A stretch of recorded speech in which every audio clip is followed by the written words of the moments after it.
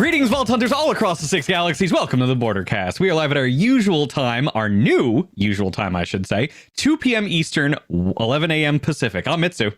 And I'm Tess, coming to you every week to break down all things Borderlands. Oof, that new time, that's going to take me a few minutes to get adjusted to again, because you get better. I think it's so much better too, but just getting that out there at the beginning, you got to retool your brain. Yes. You got to retool your brain. We have a spiel, and like when you say something many times, which sometimes we do, especially as streamers, it's definitely hard to like reprogram yourself to say it differently. Yes. But I love this new time. I hope you guys like it too. It is a little bit of a change. It's only just moving it down a little bit. I love this new time. I think it's going to be great for the show. I think it's going to be great for all the things that we want to do with the show. So I'm very excited to see where it takes us. But first, as always, we want to take a minute to thank all of our listeners on iTunes, Spotify, Stitcher, and those watching live on Twitch, YouTube, Facebook, and see more later on the VOD on YouTube. If you are enjoying the program, we would love for you to give us a big ol' like, follow, or favorite. So much like your stock portfolio, we can take this show to the moon. See? It's contemporary relevant things that I like to say. Yeah, right? We keep the show fresh. I'm just nodding my head and laughing a lot internally. Good things in the world. Oh yeah. Very amusing things happening in the world these days. Just a thought. Yes. It has been a wild ride, but that is a conversation for other shows while we focus more on the Borderlands stuff, which, speaking of, Designer's Cut is out right now with Director's Cut on the way. Not that we have an idea of when it's coming out, but hopefully within the next couple months. I'd love to see it very soon, and I am excited to see what it might have in store for everybody. Fingers crossed. Borderlands 3 is available, of course, on PS5 and Xbox Series X, as many of you know. I am still not lucky enough to own an Xbox Series X, but I want to. And to that end, to prepare for it, I bought myself an Elite controller, the Elite Pro 2. I want all the Borderlands to happen. It's going to be great. Nice. Yeah. Bunkers and Badasses is coming. Tess, you know about that. I just want it to be here so badly. I know lots of you guys want crossplay to be here so badly. And that is also coming, by the way. It's coming. It's coming. Okay?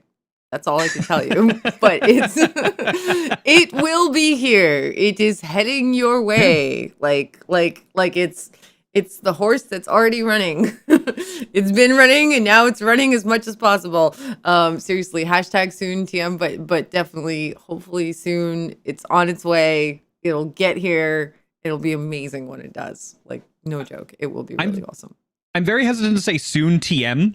Because soon TM was an old joke where it was actually never going to happen. This is soon. Like when will then be now soon?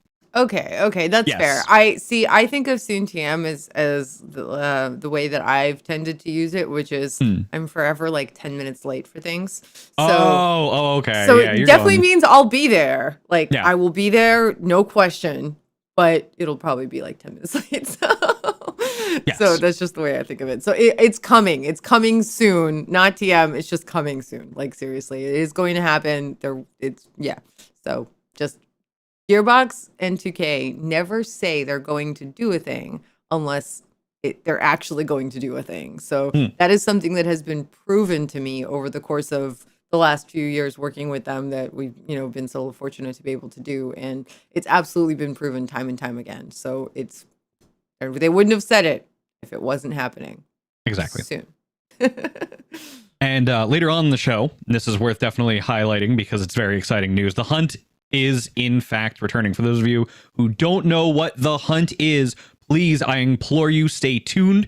You are going to want to know all things about The Hunt, and you're probably going to want to participate in it afterwards because it's an amazing event that benefits an incredible charity, and you're just going to have to wait a little bit later in the program to find out more about that. But yes, The Hunt is coming. For those of you guys listening, I'm literally doing a happy dance on the stream right now because I'm so excited for this. I didn't get to participate in the OG one because I was just too discombobulated as a streamer to even know what was going on. But now, 2 years later, I'm so excited because it's going to be amazing. Everybody that put this incredible event together, K6, who's hanging out in the chat, Jolts Dude, and everybody helping them. You guys are amazing. Thank you so much for doing it. Thank you so much for like coming up with this super cool event for all of us in the community. I'm excited to participate, and we're excited to talk about it more a little bit later. But just as a little teaser, Mitsu, are you gonna participate in the hunt?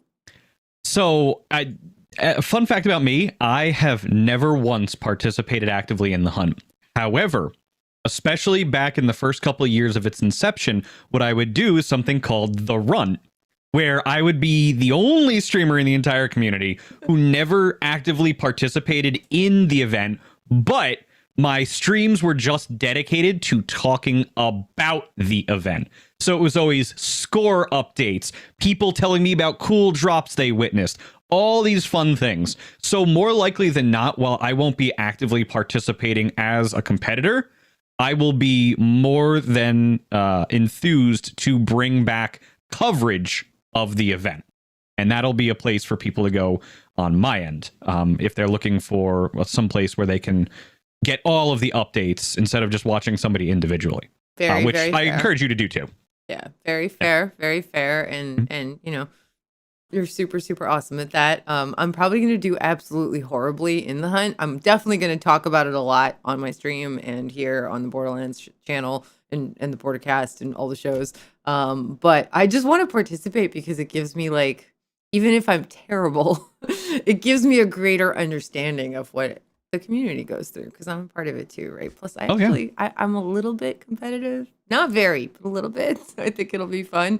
Ganza, huge thanks to Ganza, who is the original creator of it, as Killer Six just mentioned, and huge thanks to seriously everybody. There was a person on Twitter that created like an overlay and tweeted it out, and I believe that I retweeted it, but I don't remember their name, which is horrible. I will try to put that out on Twitter again, if in case I didn't already. My Twitter is @TessGames. But somebody created an overlay that everybody can use to help people like track what they're doing, and it's just kind of a cool unifying thing. I wonder if I can find it. I'll try and find it for when we actually talk about Sure. the hunt a little bit later. Anyway. And if you're able to, you could always put it in the show description afterwards so people know exactly where they can go to make sure. There it is. Pilot Plays Games. Oh, It thank made you. the overlay and logos. Thank you again, so Killer much, Six. I appreciate that. Yeah, Pilot Plays Games. Thank you very much. So don't follow me. I mean, follow me if you want to, but go follow Pilot Plays Games on Twitter. Check out their Twitter. I will definitely put a link to the tweet in the podcast description section, which if you are curious to follow us, if you prefer to just listen at any time at your convenience, we're on all the podcast platforms. I will make sure to have that link for you guys so you can download the overlay. He made it available for free to everybody, which is so nice of him. Pilot Plays Games. You can just go look up his Twitter, and it's cool. It's very Borderlandsy. I like it. I'm a very visual person. I love art stuff. And I love seeing creators come up with cool art stuff that especially helps bring communities together. And this is just such a cool thing for them to do. So thank you, Killer Six, for just putting the chat in the Twitter into the chat. I can't speak English today. I'm sorry. It's always important to make sure that the right people are being credited for the work that they do. So there's absolutely nothing wrong with that. It's very appreciated. Yes. Switching gears a little bit. This past week in Borderlands, Tess, what were you up to?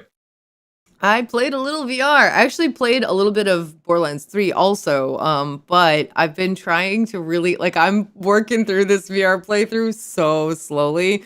My VR headset is actually really good, my setup, but it does get a little bit uncomfortable after about a couple of hours, especially if I'm playing something that's not like a fitness game. Fitness games just have a tendency, like you get endorphins in me, and it's like with running, this happens all the time too, and people are like, how can you run for 3 hours? What's wrong with you? And I'm like, well, after about like 20 minutes, I don't really feel anything.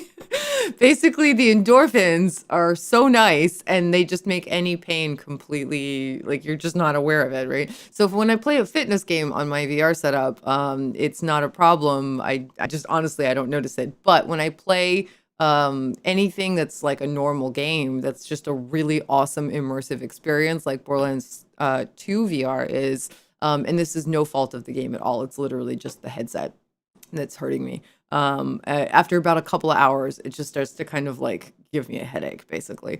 Makes sense. And I really notice it in that, like, I just start not being able to do all the cool things. And I'm like, oh, okay. So I've been trying to do like 2 hours as part of the stream. So I'll do like 2 hours in Borderlands 3 and then 2 hours in Borderlands 2 in VR.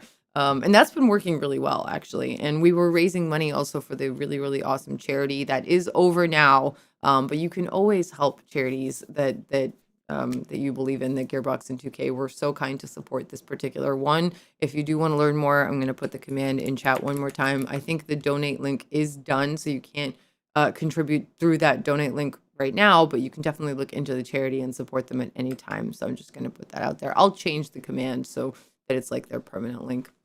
Yes. But yeah, anyway, it was a very good week in the Borderlands for me. What about you, Mitsu? What were you up to? I was going to say real quick, the charity that we're, of course, talking about is 2K and Gearbox. We're supporting the New York Video Game Critics Circle charity, which is an organization benefiting low-income areas in New York City with college scholarships and paid internships. And 2K Games will be matching all donations up to $10,000. And the goal, of course, was to reach $20,000 total. I believe the NYVGCC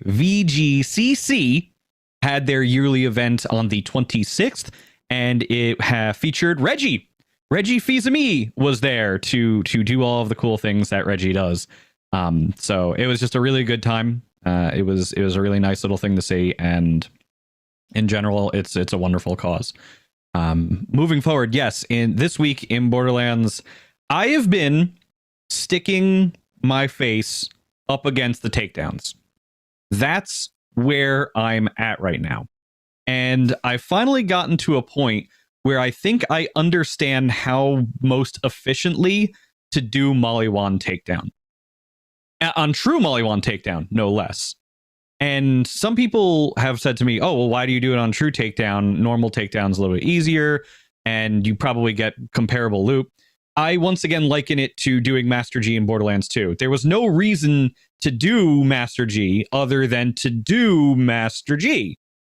Sometimes humans are weird. Humans are very weird creatures, and sometimes why do we climb a mountain? We're not built to climb mountains by birth. We just do it because we want to climb a mountain. Why do we go to the moon? Because we want to go to the moon. So, like, I know you've got that skeptical face. Okay, yeah. I want to hear this. Okay, go ahead. Well, I think it's the feeling once you've done it, right? So, I think, well, there's a couple of different things. So, there's two different things, I would say. Sometimes the struggle and the suffering in the midst of trying to do the thing is actually, okay, so I'm going to sound insane right now, but sometimes it's enjoyable. At least some physical things for me, like running and things like that, have been very enjoyable just because your body chemistry reacts to it. But that's true also of things that are challenging while you're doing them that aren't necessarily so physical, right? So like doing a really hard takedown run in Borderlands. It's very intense. It pumps up that adrenaline really high. And it's like that feeling is enjoyable for a lot of people, I think. And also, when you've done it, that feeling is one of the most incredible feelings in the world. When you complete a takedown for the first time, when you beat that boss that you've never been able to beat, like the first time I ever beat, okay, so you guys are really going to make fun of me now, but when Borderlands 3 first came out, I struggled with Grave Ward because I use guns that are I love like SMGs and just guns that are very short range and are not all about crits. Those are my favorite kind of guns to shoot. They feel really good. And none of them were even remotely effective against Grave Ward. So the first time I actually beat Grave Ward legit, I was like, yes! It just felt so good because I finally did the thing. I figured out a setup that worked. I think I used the Cutsman, but anyway. So I totally get it. Like going against these crazy bosses, taking on these awesome challenges. Like I've basically become a challenge runner in Borderlands 3, where I do like one life things and not so much speed runs because I'm very bad at those. I'm slow and I get distracted by shiny trash piles because they're so pretty. And but just in general, I love challenges. Like I love one life runs. I love the takedowns, stuff like that. And so the feeling when you complete a challenge, that's why I'm so looking forward to the hunt, even though I may not be amongst like the top tier people. I'm guarantee you I will not be. Even if I try really, really, really hard, which I'm going to try very, very hard, but it'll just be fun to participate and have that challenge. And however successful I am, I know I'll feel very fulfilled at the end of it, having like been through the gauntlet, so to speak. And it just feels good when you climb a mountain and you get to the top and you see the view. Man, that's incredible. And that's the point. The point is I like the challenge of doing it because I don't have any builds that just one shot quite literally everything. It multiple shot basically one shot kills things, but it's the plasma coil, so that's what it's going to do. But at no point do I feel like I'm running through this and there isn't at least some semblance or aura of danger where I could die if I'm not playing at my best. And so that's why I really like Molly 1 Takedown, and I like going through it over and over again on True Takedown, Molly 1 Takedown. Because to me, I'm going through all of this and I'm going to beat it, or I might not. Sometimes I wipe at Valkyrie. Sometimes I wipe at Kraken. Sometimes I go all the way and it doesn't even feel like it was True Takedown. It feels like it was normal takedown. It runs the gamut. And so that's a lot of fun to me. Plus, I get to kill Wotan, and that's just probably one of the best boss fights in Borderlands history. It's such a good fight. Oh my god, from yeah. every level. Now that it's more accessible, just a little more accessible, because originally I remember we were trying to beat it on release, and it was a nightmare scenario. Yeah, Wotan it was too hard for almost everybody. Yeah, it was too hard for me, honestly. I super struggled with Molly 1 Takedown when it first launched. It was just like my builds did not measure. I think it was honestly for me, my builds were not like they weren't min-maxy enough. Like they were fun for me to play, and this was before Ultimate Vault Hunter really became a thing and I started learning more, and I'm still not that amazing of a builder. I've learned so much from the awesome people that do Ultimate Vault Hunters, though. By the way, we have a super cool episode coming up for you guys with TBJ Quag later today at 4 p.m. Eastern. Yeah, so in about an hour and a half after this.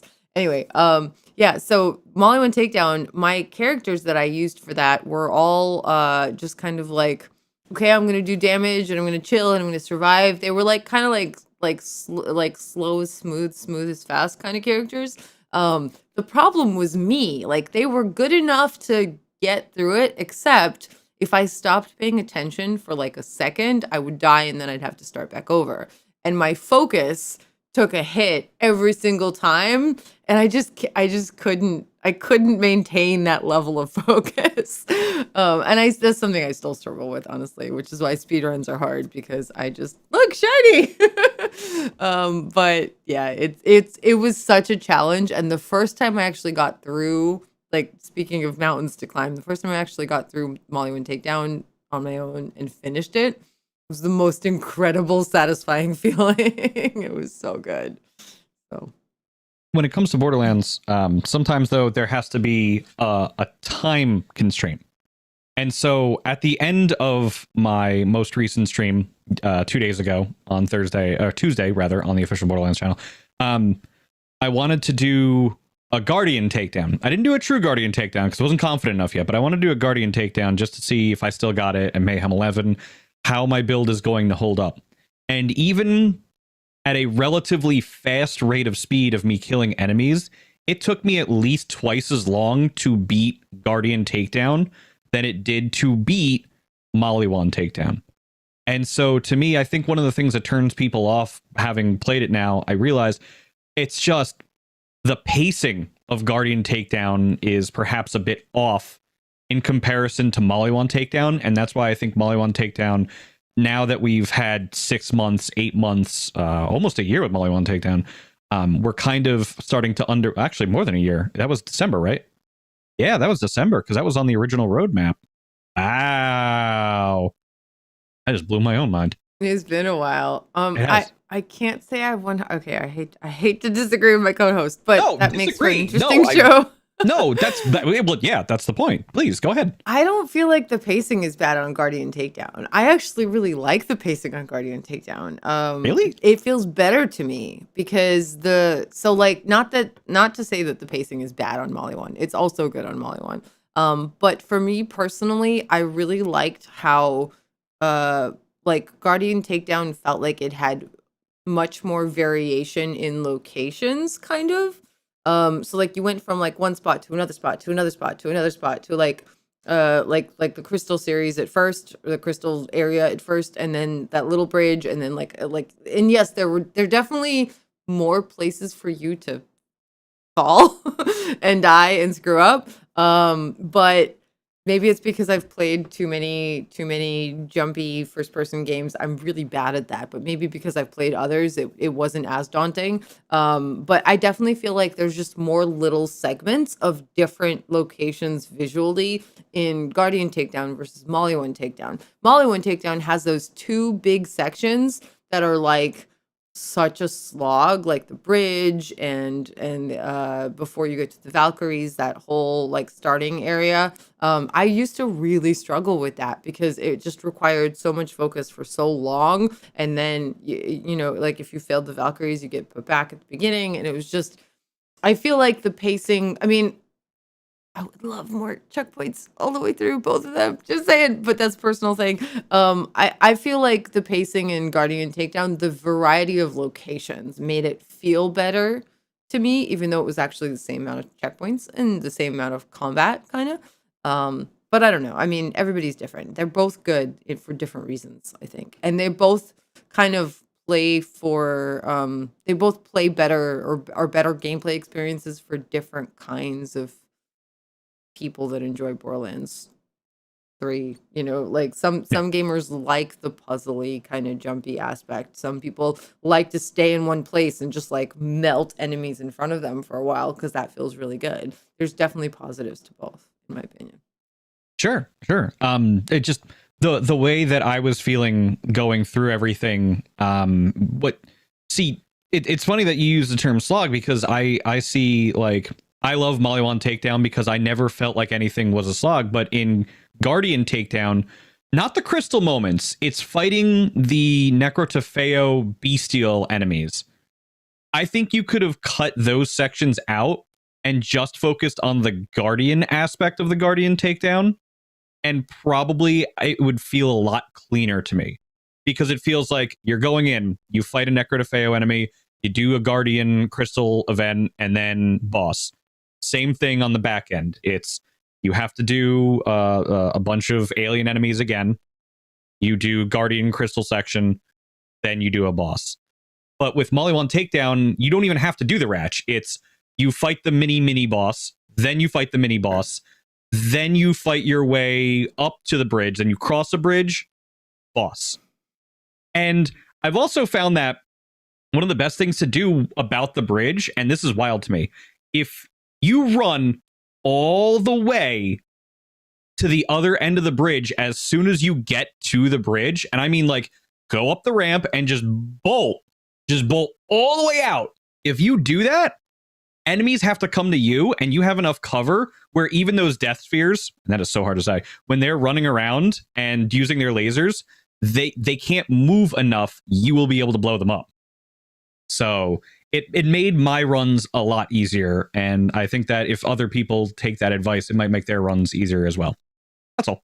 That's really, really helpful advice. Also, I think we're getting an unofficial triple raid because there's a million triple emotes in the channel. Just in case you guys don't know. I would think so, yes. Yeah, there's a really awesome streamer that streams on the Borderlands channel every Friday and Sunday in the mornings, Eastern Standard Time, called triple_G. You can type !triple in the Twitch channel to get his link to his Twitch and YouTube. Also, all of the links for all of our awesome creators on the team are available below the video in the panels in the About section.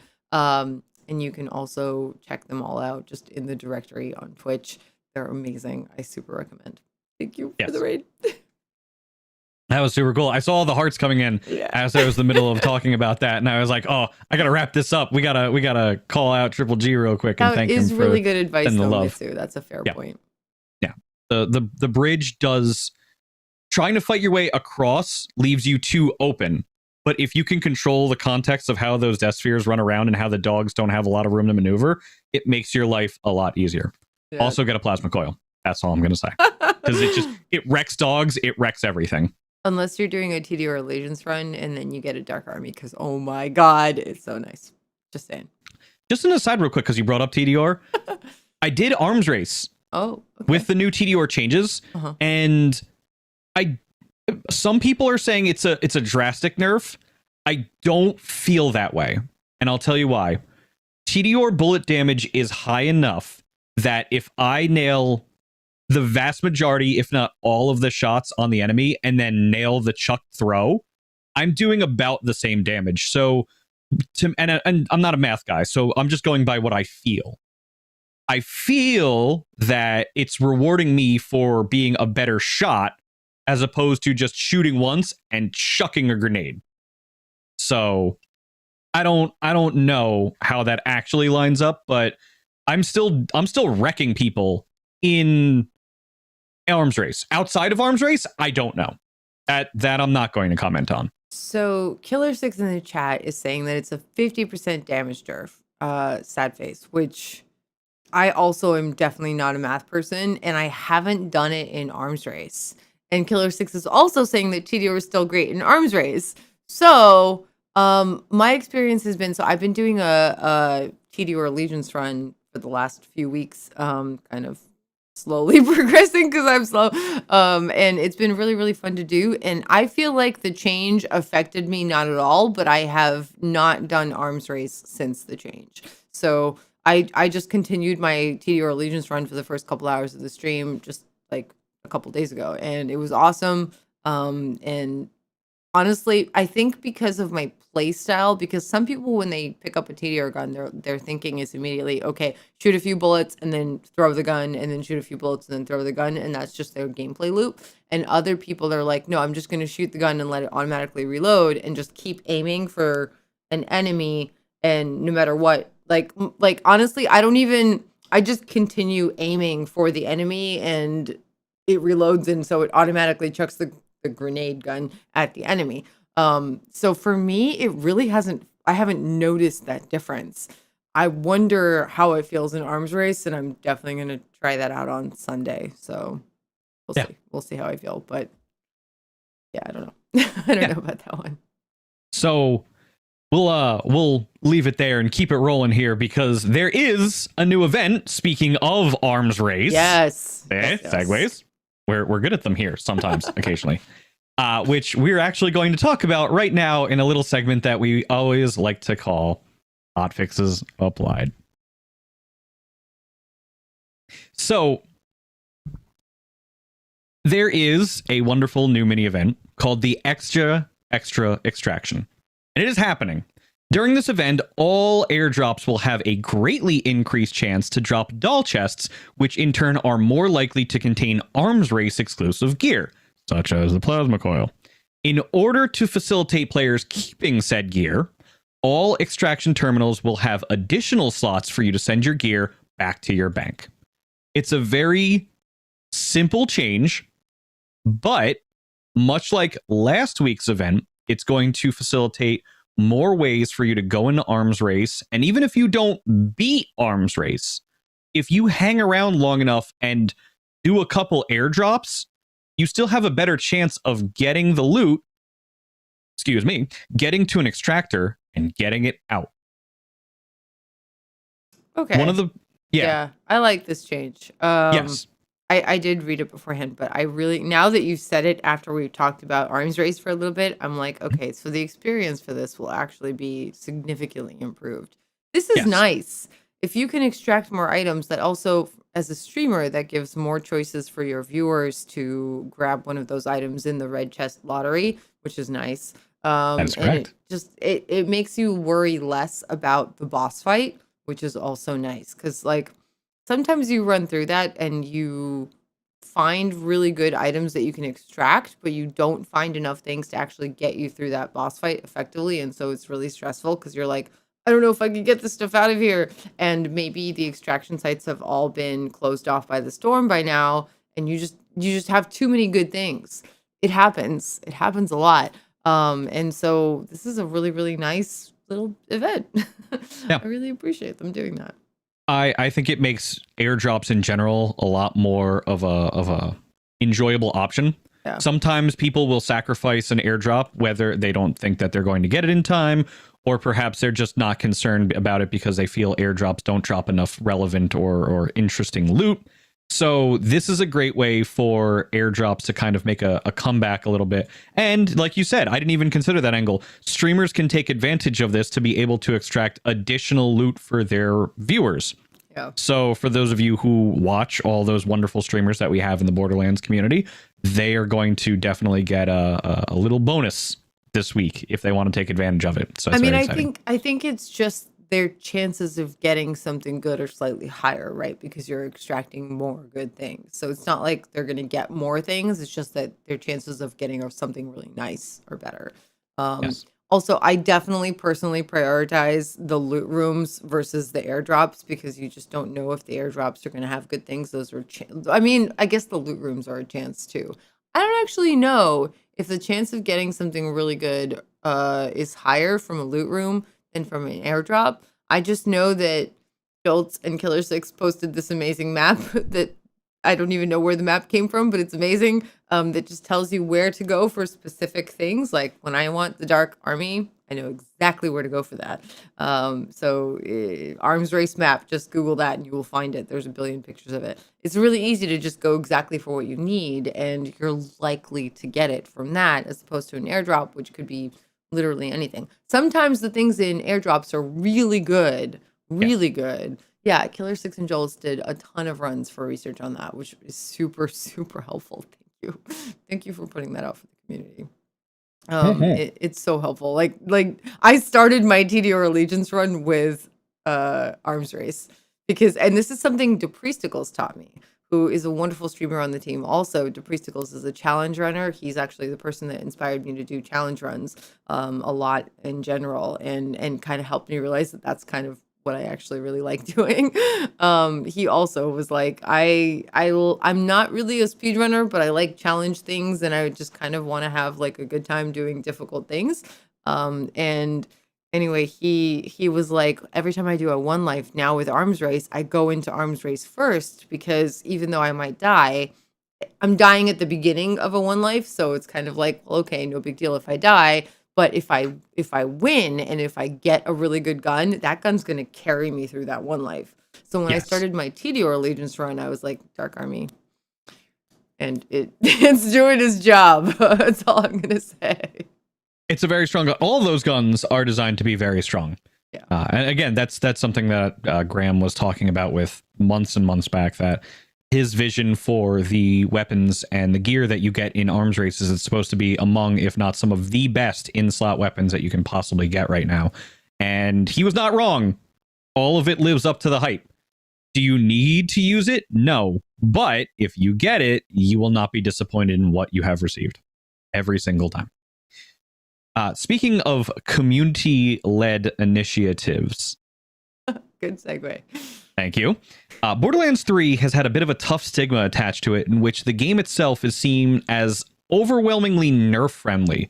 But is that actually true?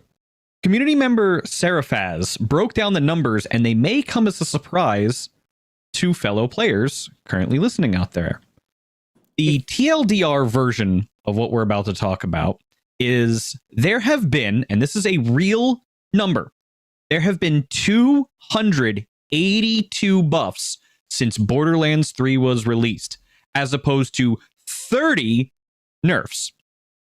And what I will say is this: while the sheer quantity of buff to nerf leaves no room for debate, the quality of these changes still is. But I would say at this particular juncture, it does not seem accurate for people to claim that Gearbox only nerfs things, because it is overwhelmingly in favor of buffs. Mm-hmm.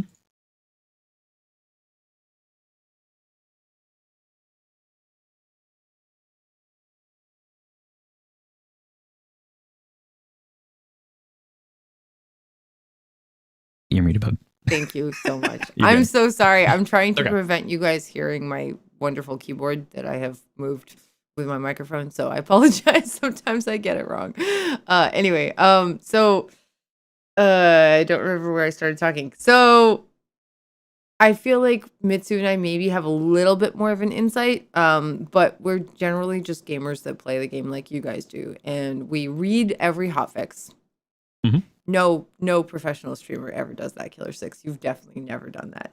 No way. I don't believe it. Killer Six hanging out in the chat. You guys should go follow him because he's awesome. Anyway, I pro streamer strats muted myself briefly, so I apologize for that tiny silent moment in the podcast. We're back. Pro streamer strats.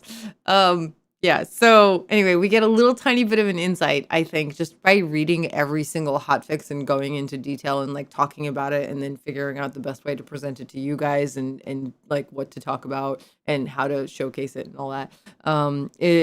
We get a little bit more of an insight, but the truth is overwhelmingly like what tends to happen on an everyday basis for us when we're working on this show, just as kind of like a break the fourth wall window for you guys, is a hotfix will come out. We'll cover it, like we'll talk about what the hotfix is, and then usually right after that or right before that, either way, we get to play the hotfix, right? And so we get to experience it. And when we cover it, we're either talking about what we think will happen or what has already happened when we've been able to play it. And it just depends on when the show airs. And realistically, we're trying to look for like what the effect is of this hotfix. Yes. And 99% of the time, it makes things better. From somebody that doesn't really understand the math and only kind of really gets kind of a grasp of what the numbers are from people that come on Ultimate Vault Hunters and people that post about it in like the Borderlands Discord, which is awesome, by the way. You should definitely check it out. There's a command in the chat, the Twitch chat for it. It's just literally discord.gg/Borderlands. They're awesome. But people in there will talk about what they feel also. And I read that a lot, even though I don't really talk a lot. I'm lurking in there. I'm sorry. I lurk and I read your comments. I'm a spy. No, not really. It's what I do. Anyway, I feel like overwhelmingly the balance has improved just as a player. And as a reader of content based on Borderlands, it seems like the overwhelming feeling is the balance has improved over the years of Borderlands 3's existence.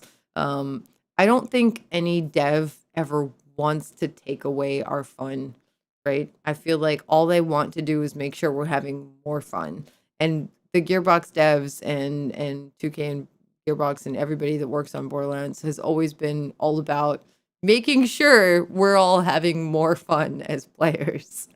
They've said this on so many occasions, whether it's been on camera or on Twitter or on just personal conversations. Like, they just want to make sure we're all having a good time. So nobody feels good nerfing stuff, especially people are having fun with it. They just want to make sure that there's a decent balance so that everybody has a variety of builds to play that accommodates a variety of play styles, that accommodates a variety of people. And I think they've achieved that to a very large degree. So when people say that they nerf more than they buff, that just sounds crazy to me. And I'm not saying that because I'm a host on this show. I'm just saying that as a player and somebody that reads the hotfixes all the time and plays the game, looking for the effect of those hotfixes on a regular basis. And so a few comments that I've seen in the chat, and I'm going to address these one at a time. I assume Was It Fact Checked is referring to this list. This list is the fact check. This list is literally somebody Serifaz did an entire list of the date that a certain patch or hotfix would come out, how many buffs were in it, how many nerfs were in it, and then every single listed change broken down to this is a shotgun. For example, here on my birthday, 9/19/2019, 0 buffs, 2 nerfs, shotgun sticky nerf, and E-Tech shotgun damage nerf. That's 2 nerfs, right? And so it's broken down that way. Some of the most prolific nerfs and buffs happen, for example, on a hotfix on October 17th of 2019. 21 buffs, 12 nerfs. And you can just peruse this entire list and see it. Now, the second question that certain people were asking in the chat, or the certain point that certain people were making in the chat, is what about the nerf that killed the recursion? It also killed a lot of weapons. Did that count as one? Or did they consider the projectile nerf one nerf, or did it account for each gun it actually affected?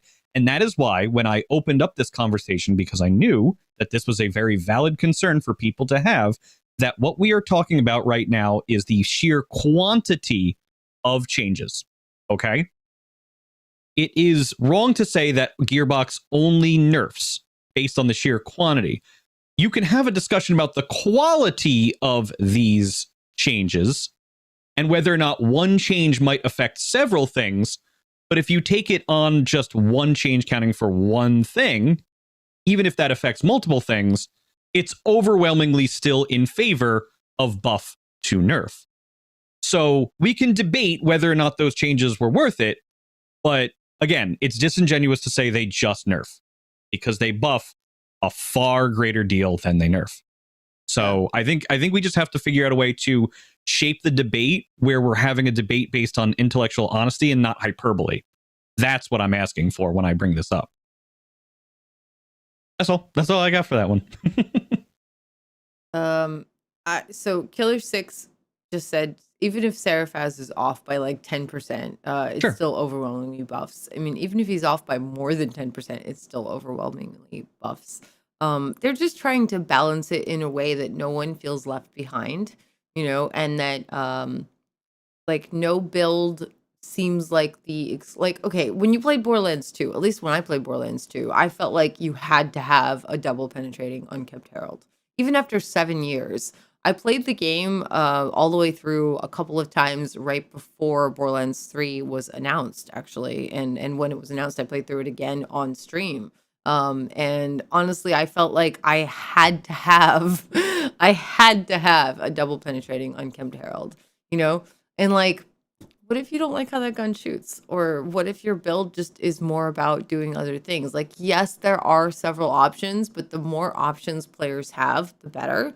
I have been, especially as a person with an accessibility issue and just in general a player of many video games, my biggest thing is give people more choice in their entertainment, right? Like, video games are entertainment for us, right? They're like going to the movies, except you get so many millions of hours of entertainment instead of just like 2 or 3, right? And it's incredible how people don't realize that, like, so many of us that watch this show, that play this game, have been playing and watching it for like years of our lives, because we just spend so much time in game. We get so much enjoyment out of it.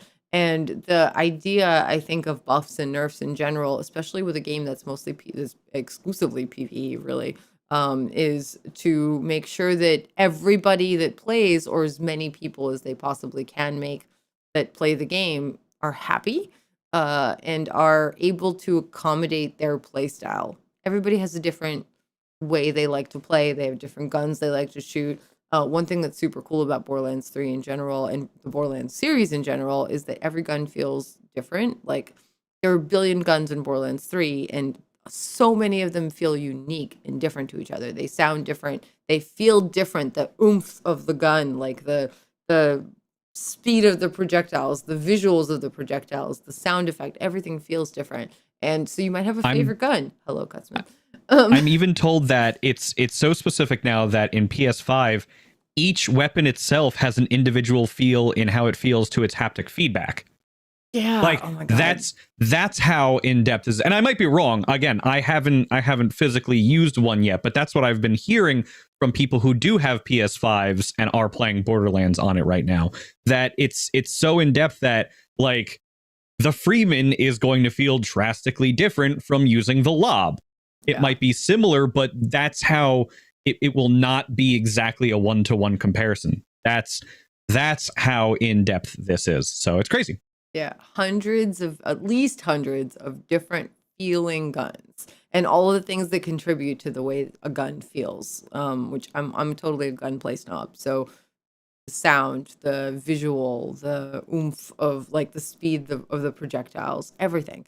There's so much that goes into that, and there are literally hundreds of different things, and there's so many different builds. Ultimate Vault Hunter is a great showcase of that. That there are so many different viable, like, gameplay loops in Borderlands, and that's amazing, and I think actually really rare. having a lot of different gameplay loops, a lot of different like things that you can do as you run around and kill stuff in a video game. A lot of different ways to do that, to run around and kill stuff in a video game is an incredible like thing in a game. I mean, there's only so many ways to do that, but there's like hundreds of ways to do that in Borderlands. And Oh, to yeah. make all of them not just viable, but top tier, I think is incredibly hard. And that's all they're trying to do. They're trying to make it so that in Borderlands 3, you're not like, I have to have a DP Herald, you know, like I have to, or I'm not going to, like, it's going to take me like a bazillion years to beat, you know, like the end game stuff. So it's just, you don't need that. Like, even though it might take you a little bit more time than some other, you know, build to finish content, you're going to finish it in a reasonable amount of time with so many different builds. And I think that's an incredible achievement, honestly, to have such a good level of balance. So I don't feel like it's nerfs. I think they've just been balancing things. Yeah. And this spreadsheet just goes to prove that. So yeah. And again, it's a subject for debate. What we're expressing here is just opinions. We've backed it up a little bit with some actual facts, but even then, these numbers can be interpreted words in different ways depending on how you look at them. Again, a nerf to projectile counts was a big nerf to other guns, but some of those guns might have wound up getting buffed in future and subsequent buffs that might have offset the loss of that one projectile. So everything just needs to be taken in context, and everything just needs to be debated with open honesty and good faith in order to have those conversations. That's the most important thing. agreed. Switching gears, Kevin Hart, they did it. Oh boy, I you know, we talked about the rumors very briefly, as we talked about the rumors with Cate Blanchett when she was rumored to be Lilith, and same thing with Eli Roth, even way back then, way back then. But Kevin Hart, yes, that Kevin Hart, best friends with Dwayne "The Rock" Johnson, will be joining the official Borderlands movie as Roland. This is so exciting. Oh boy, do you want to take the lead on this one? Because I have thoughts. And I'm going to try and make them quick because we still have to get to the hunt, but I have thoughts. Yes, we have so much detail on the hunt to give you guys, and we want to make sure there's time for that. I'm actually going to let I want to hear from you first. I want to hear your thoughts first. I'm going to try and get this out as fast as possible because we all know I can be very wordy at times. Listen, I'm always excited to see a character, or an actor, I should say. I'm excited to see an actor come on to a project and try and do something outside of what their established comfort zone is. If you've seen Uncut Gems, and I was talking about this the other day, starring Adam Sandler, for example, that movie was really good, and it showed, better than I think any of his other movies, that he had range beyond being funny man Adam Sandler. He got snubbed for an Oscar for it, which I believe that's a shame, but that's neither here nor there. The point is, he tried. Heath, and this is my favorite one, Heath Ledger, the Joker, almost universally critically acclaimed. I know there are some people out there who's like, they don't like him still. I understand that. I personally loved him. But when you first heard about it, you were like, wait, Heath Ledger? The guy from A Knight's Tale? That guy? Was it A Knight's Tale? I think it was A Knight's Tale. There were a lot of medieval movies, like medieval. It was A Knight's Tale. I love that movie, by the way. Yeah, right. And there's like a lot of medieval comedies that happen about them. But Heath Ledger, that guy is our Joker. And then the movie came out, and of course, unfortunately, there was a tragedy that kind of sucked. But like, his performance in it was stellar, iconic. So yes, it's difficult for me in my head to rectify Roland, who I think of typically because of what we know in Borderlands, where he's like 6'3", 6'4", he's jacked out the gills, but he's very calm, he's very stoic, he's very logical and calculating. He is a soldier, he is a leader, and he's the straight man in a universe full of wacky. And you need somebody like that to balance it out. You have to have somebody who is playing it completely straight in order to make the rest of the universe around him work. That's how good movies work. You have to have a protagonist that you can relate to on a personal level. Luke Skywalker, great example. Marty McFly, wonderful example. Everything around him is wacky and fantastical, but he himself is grounded in a reality that we can still relate to. Kindergarten Cop became a governor. Can you believe it? So that's how I see Roland, and it's difficult for me to see Kevin Hart, who is, typically a comedy guy. He's like 5'2". I don't usually think of him as this jacked up guy who's going to go around and like punch heads in. But again, this is Borderlands. Anything is possible. So I'm at this point where it's hard for me to rectify it personally, but I'm at least going to try and give it a chance to see how it goes. And if it goes poorly, fine. But it could wind up working out really well, and it could show a side of Kevin Hart that none of us have been exposed to before. And I think that's part of why he actually took on the challenge in the first place. I super agree with you on like 99% of that. And so trying to figure, I have so many thoughts that I'm trying to figure out how to put them out concisely. I know. And that's why I was like, I got to just get this out real quick, because I know we have other things we got to do. Glad you did. I would love, so a couple of important things. I would love to at some point get Liz on the Bordercast again so we can talk about acting stuff and the movie with an actual actress. Yes. Next time there's movie, we should do that. Any movie information or news, we should absolutely do that. Because Liz, aka Shifty5, is actually an incredible actress, and she is moving back to LA to pursue acting further in her career. She's already done a bunch of really cool stuff, and she's going to do more cool stuff. And someday you'll see her like winning an Oscar, and you'll be like, I know her from Borderlands stuff. She hosts Ultimate Vault Hunter, which will be airing in about an hour or so. Just saying. Anyway, stay tuned for that. She's amazing. But also, I watch too much freaking television.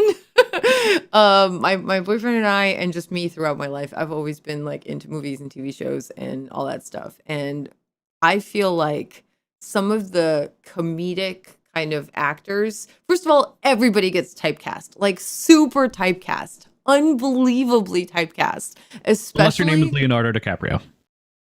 There are breakout stars, right? But even people like that could have been typecast unless they fought for sort of opportunities to escape that kind of thing, right? Yeah. It's much easier, I think, for movie makers and film like TV makers, show makers, to just call an agent and be like, hey, I need like a Russian mafia guy, and there's like 2 guys that they call, okay.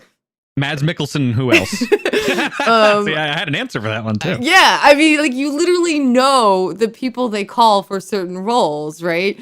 It's really, really easy for them to do that. It's easier, I think, for an actor to play the same role because you kind of like the people that play medical professionals on TV shows. They learn the jargon, and they, even if they've never had any medical experience, they like understand it, and then they can just spew it out again and again and again. And it's easier for them. So like there's no learning curve, and people that make the shows and make the movies are like, oh, or there's less learning curve. So they're like, okay, I'm going to go to that guy because he's already done it before. So I know he can do it, and I know he can do this job of it.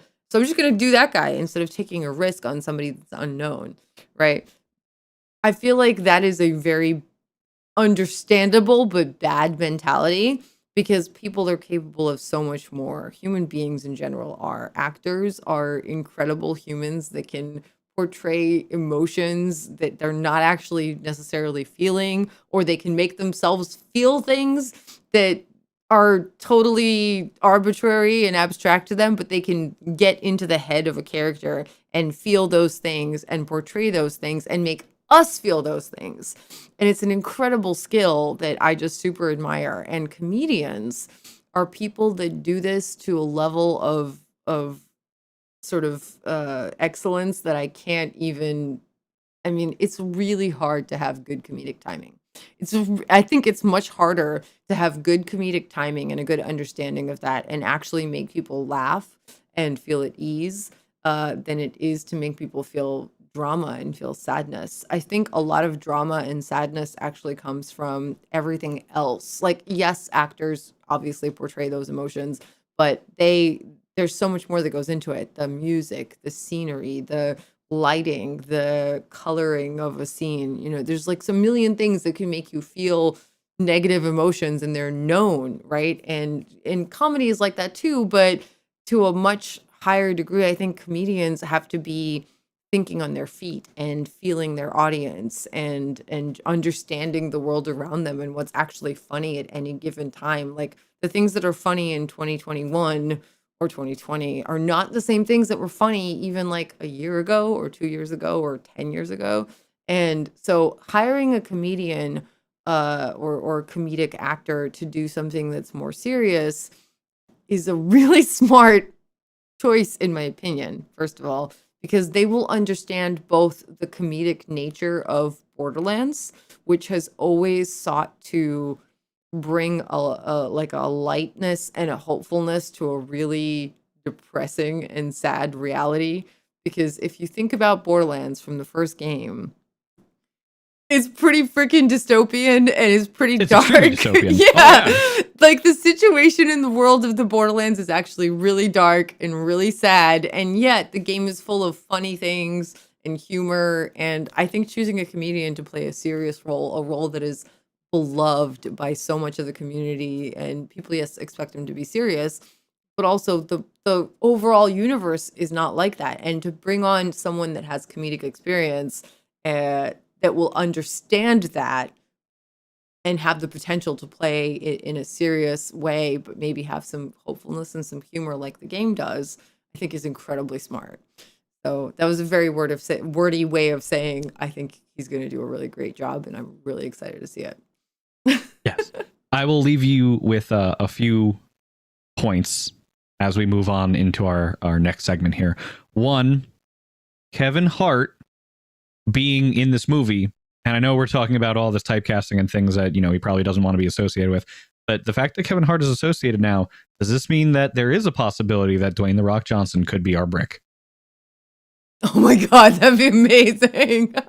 Like the two of them star in so many movies together, and they already have excellent on-screen chemistry. If imagine, okay, here, and this just popped in my head, what if it was a complete role reversal? Because more often than not, Dwayne Johnson is the straight man, and Kevin Hart is the funny guy, right? Now imagine if they had to reverse their roles and Brick was played very comedically by The Rock, as he should be because it's Brick, and Kevin Hart was the one who played very straight. Like, but so like I know obviously, you know, like Noel just said, it's not Jumanji 4. Like I understand obviously, and there are, but what I'm saying, like they do tend to work together more on not just Jumanji, but like it would be really funny because we're talking about them breaking out of roles. What if they broke out of this role together and then showed this new side of them? Although The Rock, he's already proven, Dwayne Johnson, he's already proven that he's a funny guy in his own, so it doesn't really need to be done, but it could be. It could be. I'm just excited. I think it'll be so cool. I really do. I think the choices they've made so far, like Cate Blanchett is an incredible, talented, beautiful actress, and her playing Lilith, yes. And she's just amazing, and it's gonna be so good. And like everybody working on it so far has been so good. And the whole idea of Borderlands, I mean, hi, we're all here because we love it so much, right? It is dystopian. It is dark if you look at the overarching kind of situation of the world that people live in the Borderlands. However, there is a very strong hopefulness there always, and there's a very strong like level of humor, fart jokes and all. And I think that anybody that works on the movie for this video game has to kind of, you know, vibe with that. And I definitely think that this person will. I think Kevin will. I think Cate Blanchett will. I think everybody that's working on it will. I'm just excited to see it. We should super move on to The Hunt because I like television too much and movies too much, so I tend to talk about it too much. I'm sorry. It's okay. You had an amazing idea. When this comes back up, we should ask Liz to come back on because the insights that she would bring to the table based on her experiences of her time when she was out there last time while she was out in LA. Oh boy, she'll have some stuff to share about how the industry works and why this is a good thing. Yeah. So I'm excited to see where she goes next with all that. So anyway. Oh yeah. No, yeah. Moving on to the main attraction of today's show, The Hunt is back, as announced on Twitter last week by Jolts2139 and Killer6, who will be running the event. And for those of you who might not know yet, what is The Hunt, you might be asking yourself? Well, The Hunt started many years ago from a community member, Paul Braganza, PB Gonza, who has since gone on to work for partnerships at Twitch. The torch was then passed on to King Athalium, who worked to host and produce the event for a few years, which began benefiting St. Jude Children's Research Hospital, which it's a personal favorite charity of mine, and I think a lot of people here, just because of the amazing work they do with trying to end all forms of pediatric cancer and curing those who have it all over the world. It is not just a United States effort anymore. They went global as of, I want to say, 2 years ago. It's a big effing deal. Even before they went global, I just want to point this out. So from the very beginning, their goal was to completely eliminate childhood cancers everywhere.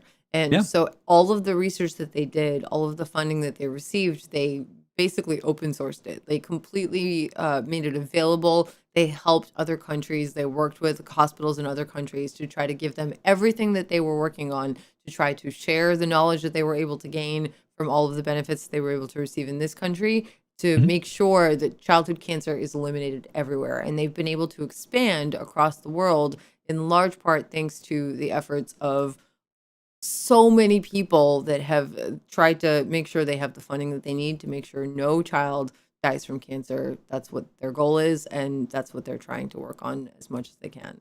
Amazing. Yes. So unfortunately, there was no hunt last year. So as a result of that, Jolts2139, of course, Killer6, decided to take up the mantle and make it happen this year. It is a community-led initiative in which players of Borderlands 3 are provided a list of all the rare items in the game, more or less, and a point value for each based on the rarity and difficulty of obtaining each item. For example, back in the old days in Borderlands 2, pearlescent weapons and the Cobra, a fabled unique weapon that could only drop off of very specific enemies in the beatdown, were allotted a maximum point value, whereas the Unkempt Herald was worth less, despite being a legendary, but was fairly easy to farm and quite accessible to most people. You only need to obtain each item once, but you must make sure that you have proof of doing so via recording or a live stream, and we'll talk a little bit more about that when we do a brief primer on the rules a little bit later. This event is running for 5 days starting on March 1st and going all the way to March 5th, so that will happen just about 4 weeks from now, maybe a little bit over that. So sit tight, the hunt is coming, and yes, it is real. And if you are wondering, yes, there will be prizes. If you're interested in learning more, I encourage and implore all of you to check out JoltsDude139 at JoltsDude139, twitch.tv/JoltsDude139, and of course, Killer6, who is in the chat with us on Twitch today right now, and check out their social media channels and Twitch channels to figure out and find out all the ways in which you, right there at home, can get involved with the hunt. So, with all of that primer out there, there are many rules to the hunt, and we don't quite have the time to go through all of them, but hopefully we will have Jolt Student K6 on the show at some point, either or both. We'd love to have both on the show to talk more in depth about the rules, why these are the rules that were chosen, and just a brief primer, on everything else that we discussed when it comes to the hunt. Some of the most important ones that people should know, and they are a bit of a change from previous years. This one I love. The first rule stated, if you are competing, you may only put in 12 hours a day for the hunt 2021, and this is so you have time to focus on your health. We do not want anyone passing out from exhaustion on their stream. I love this rule. It sucks a little bit for the grinders. Yeah, no, it's a great idea, right? Super important. Just as a caveat for those of you guys listening to the podcast, I will put these links into the podcast description section for all of you guys. You will have the full paste bin and the full Google Doc of all of the items. Everything will be there for you, so you can just click on it and figure out exactly what you need to do. We will go through all of these in detail in the future. We'll also hopefully have Killer6 and Joltdude and or whichever one of them might have time to join us to talk about it in greater detail. Yes. We definitely there's so much to it, but it's also doable, I think, for a ton of people. Like, you don't have to be a speedrunner. You don't have to be a super super super grinder with super super super crazy amounts of time to participate. That's part of why these limitations are in place, right? So no guardian rank. So even if you have not necessarily in your life, especially in 2020 with all the things going on, had as much time to play Borderlands 3, you can disable guardian rank because everybody's going to be disabling guardian rank, and you can compete, right? Maximum of 12 hours per day is super important, super super good for everybody's health to just maintain that. And the rules are very much set up so that you can participate if you love this game. That's the point, right? The point is to include as many people of the community as you possibly can, and it's really awesome. Yes. If you are competing, you must stream your progression, like we talked about before. To have proof of a drop, you must look at the item so it can be seen, and an item card pops out, and clip it. If an item drops out of bounds and you cannot see the item card, it will have to be refarmed. That's brutal, but fair because of another rule that we will talk about very shortly. These drops will consist of the base game and all DLCs except for DLC 2, Guns, Love, and Tentacles. That is because DLC 2 was banned in certain countries due to content. It's out of everybody's control, unfortunately. Yeah, super unfortunate. Super unfortunate. Really unfair. And in an effort to try to make it the hunt fair for the overall community, they have made this rule, which I super appreciate and I think makes sense. It super sucks that it's banned in certain countries, and that's not okay, but that's why it's excluded from the hunt. Right. So all items from DLC 2 will not appear on the list in any form, nor will any items from DLC 2 be allowed to be used on your character. So you can't go into DLC 2 and grab an Anarchy if you think it would help your build to help you farm anything that would otherwise be legally able to do so. Very important distinction. Keep it in mind. The loosed lot machine, words. Where am I today? The lost loot machine cannot be used for the Hunt 2021. The reason for this is that drops that happen off stream during casual play can end up there. That feeds back into what we were just talking about, where you must refarm it if it is unfortunately not able to happen, where you can not on any level farm a particular weapon, and it goes off screen. It's just unfortunate. If it flies, you just got to deal with it. And it sucks, but this is the only way to level the playing field. Speaking of leveling the playing field, you must create a new character from level 1 and utilize only that character for the duration of the competition. You will only be allowed to use this character for the duration of the event. So, for example, if I make a Zane and that is my hunt entrant, that is what I am doing for the duration of the hunt, which that is, if I was going to enter, going to be my choice. It is, after all, Zane, and I am a Zane main. There are a few other ones that we'll talk real quick about. No golden item keys or no golden key items. That one, pretty self-explanatory. No read-only or dashboard farming. You may not read-only or dashboard farm in order to obtain certain items or redo mission objectives. There is, however, co-op play, but there are regulations. Co-op regulations are as follows. Co-op play is encouraged, and all signed up with a column must be streaming. Oh, every single one of you. Interesting. Okay, Yes. so just in case people need help figuring out how to stream, you don't have to pay money for this. You just need a Twitch account, or this is an interesting question actually. Can you stream on Facebook or YouTube? This is a question for Killer 6 and Joel's Dude. I think it just has to, I'm guessing, I don't know this for sure, and we'll clarify with them, but I'm guessing you just have to make sure that it is recorded on one of the streaming websites. Mm-hmm. You can use OBS, Open Broadcaster Software, as long as you can archive your stream. Okay, so as long as there is a digital record of your live stream, of your content, yes, of what you've done with the hunt, of trying to succeed in the hunt, on a website that people can check. So Facebook is okay. Killer 6 just said in the chat. YouTube is okay. Twitch is okay. They just need to be able to verify your drops, right? So literally just record your visuals on a website so they know that it was live broadcast and not edited or anything like that, right? And they'll be able to verify. So right. Facebook is cool. Unfortunately, Mixer is no longer a thing, but Twitch is totally cool. YouTube is totally cool. You can get Open Broadcaster software completely for free. It's actually really easy to set up. There are tons of YouTube tutorials out there. If you have questions about any specific thing, feel free to shoot them at us on Twitter. Honestly, I love all this technical stuff. So just tweet at me. Don't DM me because I can't keep up. I'm so sorry. And if you ask a question, I would rather answer it publicly, either in the stream or on Twitter or wherever, because it will help other people that are too scared to ask, as opposed to answering in a DM and then I'll get like 100 DMs. So I'd rather just answer publicly, right? So just ask me publicly, or Mitsu or anybody else. But Open Broadcaster software is super easy to use, so definitely feel free to just Google it and you will find so many good tutorials. Console players can also stream.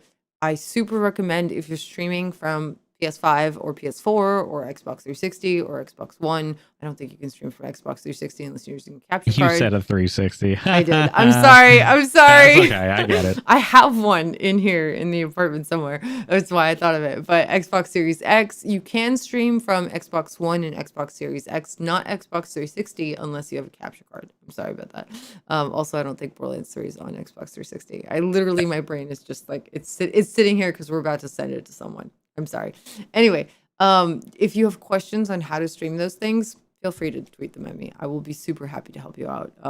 Definitely just look up Google tutorials on how to stream from your platform, because there are ways to do it on Xbox One and Xbox Series X and S, and ways to do it on PlayStation 4 and PlayStation 5. So you can stream directly from those platforms, or you can use a capture card. Like, for example, AverMedia or Elgato. Those are two examples of capture cards that you can use and then stream to Twitch using Open Broadcaster software. Lots of tutorials out there. I know it sounds intimidating and a little bit scary if you've never heard of streaming before and are like, how do I do this? I don't know if it's worth setting all this stuff up. It's really not that hard. And if it helps you to participate in this super cool event, we are more than happy to help you, like, walk you through that. So just shoot questions at us. Yes.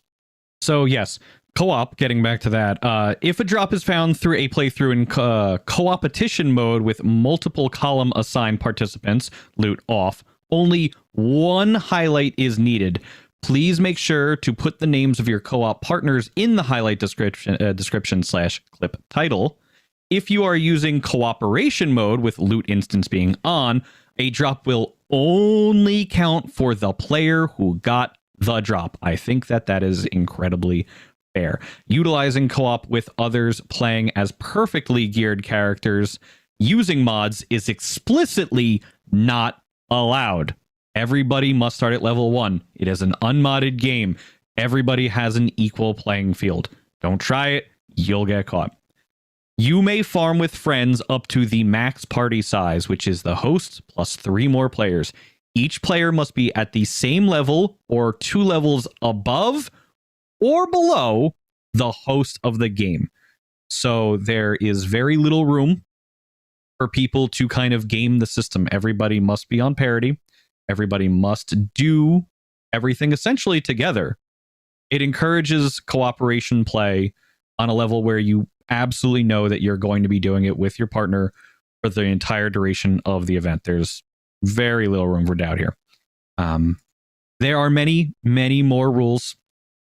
I wish we had time right now to get to them.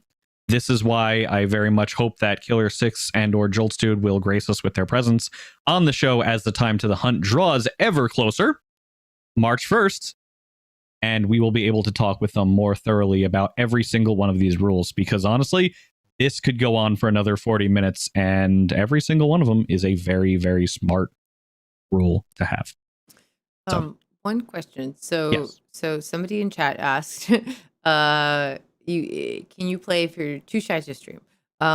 Basically, if you are uncomfortable talking or showing your face, that is not a rule, right? You don't have to talk in the video. You don't have to show your face.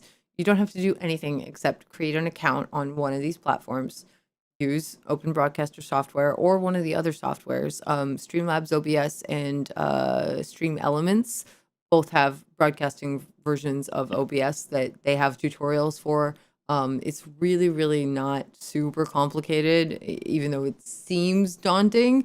I promise you it's not that bad. All of these have like automatic ways to set it all up.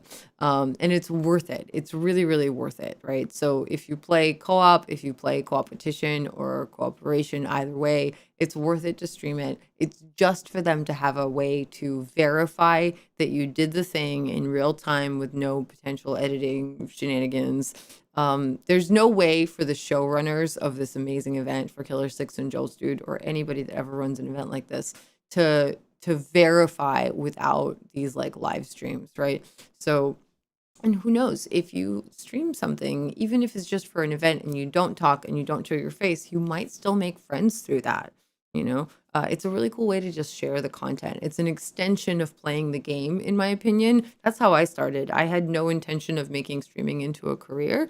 I just wanted to make more friends and share my gaming experience with people. And I was very, very lucky that people came in and started talking to me, and I made more friends, and I started playing Borderlands too because it was a viewer that recommended it.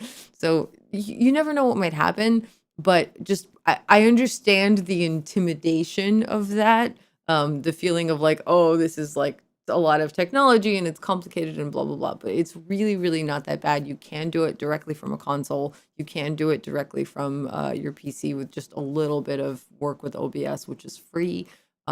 Just if you have questions, my biggest recommendation is go to Google and literally just type in OBS how to stream, open broadcaster software, or if you're doing it from PlayStation 4 how to stream, PlayStation 5 how to stream. If you're doing it from Xbox Series X or S how to stream, Xbox One how to stream. Don't do 360, you can't do it that way. I'm so sorry. I don't mean to confuse people, but if you are lost or confused, shoot questions at us. I love this technical stuff a lot. So literally at Test Games anytime.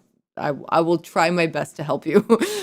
Just like tweet questions at me and I'll be happy to help you because it'll probably also help other people that are too scared to ask, right? Or come into my stream, or when I stream on the Borderlands channel or on my channel, either one.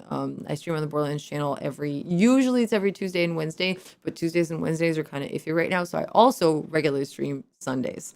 So any of those times. Yeah. We will see what happens. Again, there are many, many more rules to get into, but we're just pressed for time. There is a spreadsheet. I should mention that real quick before we start wrapping up here.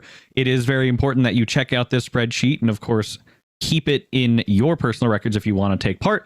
That will, of course, list all of the appropriate gear that you will be trying to obtain. For example, just looking at this as a precursor, I'm just going to pull out some fun names that people will just be like, I remember that. The example is Echo 2. Drops by Mouthpiece. It is worth 2 points. That is one example. Or the Flood drops by Lagromar. 3 points. The Dictator, Agonizer 9000, and Terror. 3 points. Lucian's Call, Blue Fire, Ludograms. 5 points. See, the more difficult it is, the higher the point score for it. And the list will go on and on and on. That is how the game will work. Check out the spreadsheet. I'm sure the links will be in the appropriate places. And again, if you are looking into participating, you will need to stream it. It does not matter where, as long as there is an archive of that stream. I promise it won't be that bad. And you never know. You might find that you did something you really liked. We will revisit this issue very soon. We definitely will be talking about the hunt a lot more, especially in the lead up to it. But for now, it is about that time, unfortunately, because we are very pressed for time. Season Pass 2, it's out right now. The Designer's Cut is there. Arms Race is having an event that you should probably go check out, full of new ways for you to get all that sweet loot that you absolutely want to get from Arms Race, especially the pop coil. So make sure that you get in there and take advantage of it before this mini event series comes to an end. Director's Cut, sometime in the spring. I'm keeping my fingers. It's early spring and not late spring. Tess, anything else? I think I wanted to say at the end of the hunt conversation, which is definitely not the end of the hunt conversation. We'll probably be talking about this like every stream from now on. Oh, yeah. I'm so excited for it. Killer Six mentioned in chat, which is so awesome to have him in chats because we can like bounce some of this stuff onward to you guys. Thank you for being here, Killer Six. But there are a ton of really awesome side quests that I feel like a lot of people haven't done. I know this for a fact because I remember when we were filming Ultimate Vault Hunter a while ago with the Priesticles, he had mentioned some thoughts on Ava, and he had not done a specific side quest with Ava where you get to like basically hear her thoughts from her diary that was stolen by some troll, and you were trying to get it back for her. And it's such a good side quest. You get to know her. You actually like Ava is a teenager and she's annoying, but she's not the bad guy of the story by any means. And she's definitely not spoiled. She lived in literally a sewer, a place where there is much poop. Okay. Lived there for a long time, went through some actual poop. Okay. So nobody knows this. People just don't know this because they've never done this side quest. And so this is just an example, but there's lots of really, really good side quests in this game. There's some of the most kind of in-depth views and viewpoints and looks into the lore of the game, into some of the characters. They're much deeper looks into the characters, and like there's a really good one with Tannis that talks about Handsome Jack and Angel and everything that went on with them, and they're really, really cool. So this hunt includes some items from some of these side quests, and you guys, if you've never done some of them, will definitely be surprised, hopefully pleasantly. I think pleasantly. And it's worth doing just for that, but also it's just a cool community event. So we'll be talking about it lots more in the future on many future episodes. Yes. So with that, outside of the hunt, anything else? I think that's it. Thank you guys so much for joining us for our new time. We love having you. We love this new time. I hope you guys love it too. Hopefully it's better for the EU, UK, everybody in that general area of the world. It's a little bit later, so people are actually like having had dinner and hopefully chilling on the couch and watching. And also it's okay for the US, North America crowd and everybody else in the world. Thank you for being here. You guys are awesome. Yes. Indeed. Where can they find you, Tess? Oh, right here on the Borderlands channel. Like I said, I'm going to say some Tuesdays and Wednesdays and definitely like almost every Sunday. I'm trying to do most Tuesdays and Wednesdays and Sundays right now. I've had some health stuff crop up. So I've had some surgeries that are not fun and some more coming up that are not fun. But I'm okay. I'll be okay. It just means I'm doing some bonus streams to kind of make up for streams that I can't do. So you can see me here a lot on the Borderlands channel. I also do stream on my channel at twitch.tv/Tessichka. It's just Tessa, CHKA. And on Twitter, you can always find me there and just tweet at me, Tess Games on Twitter and also Instagram. Yes. And of course you can... Oh, yes. Of course, you can find me at twitch.tv/Mitsu and twitter.com/Mitsu show, as I like to do the things that I typically like to do if you enjoy my particular brand of irreverent nonsense. But that's about it. Yeah. Thank you so much for watching, everybody. Tess? Thank you guys so much for being here. Like Mitsu said, if you are listening, I'm going to put the podcast description links into the podcast description, English. The links for the hunt, the pastebin that explains all of the rules and the list of items that you need to get. Basically, everything you need to do the hunt will be in the podcast description section. I'm also going to tweet it out just so you guys see it from my Twitter. And I know that it's been tweeted out by Killer6 and Jolt's Dude. That really, really cool overlay. Again, check out, oh God, Pilot Plays Games.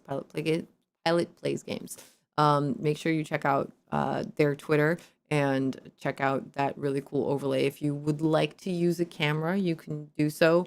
But like I said, it's easier. It's probably a little bit easier. Like if you haven't chosen a platform, it's probably a little bit easier for Killer6 and Jolt's Dude if you just use Twitch. But if you already stream on Facebook, if you already stream on YouTube, it's fine too. They just need to be able to verify that you did the thing and it's not like an edited video, right? So just stream it. Don't have to use camera. Don't have to use mic. Just have to play and make sure that it's being recorded and saved to videos on demand on one of the platforms. And then send it to them and then you'll be entered. I'm so excited for this. Oh my God. I'm so looking forward to when this actually happens. and I'm looking forward to Mitsu's commentary. I'm gonna try to participate, even though it'll probably be derpy, but it'll be a good time. And I'm sure we'll talk about it on the Bordercast many more times, leading up to the event, and then afterwards, we'll definitely be talking about whoever wins. We'll be talking about everything that went on. I'm sure it'll be some cool community stuff. And remember, you can do this on a co-op. You can do this solo, whatever you're more comfortable with. Borderlands has always been very accommodating of both group play and solo play, and that's a wonderful thing. So just do what you love, do what you enjoy, and play more of the awesome game. And just as a reminder, we are available on YouTube, Facebook, Spotify, SoundCloud, iTunes, TuneIn, YouTube Music, and Stitcher, and now on Twitch at 2 p.m. Eastern, 11 a.m. Pacific every Thursday. As soon as we end, or about 20 minutes after we end, at 4 p.m. Eastern later today, so stay tuned. We're really not going anywhere. There's going to be a really cool show called Ultimate Vault Hunters that you can check out with Liz, aka 55, and TBJ Quag. So you could also use cat cam instead of face cam. Just saying, if you have cats. That is dogs. in fact always an option for streamers, because who doesn't like cats? Yes. Make sure you're staying tuned right here on the official Borderlands channels, wherever you're watching, if you're listening live, because we will put up Ultimate Vault Hunters, featuring, of course, the wonderful hostess 55 and TBJ Quag, where Quag has a very wonderful build to share with all of you on his inaugural visit, the Ultimate Vault Hunters. With all that being said, oh boy, on behalf of Tess, myself, and the entire content creation team, thank you so much for listening as you do every single week. Now go forth and make some mayhem.